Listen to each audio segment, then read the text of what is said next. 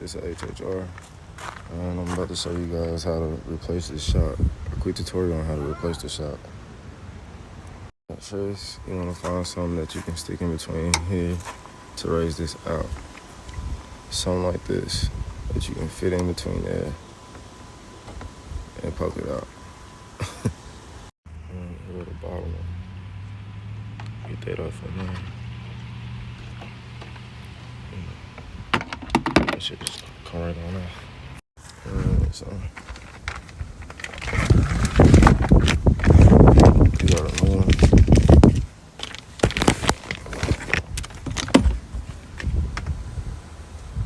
And that should just clamp right back on. That's the old one. And it's the same on this side. I tried to eat these this morning. I changed my mind. I ate chicken.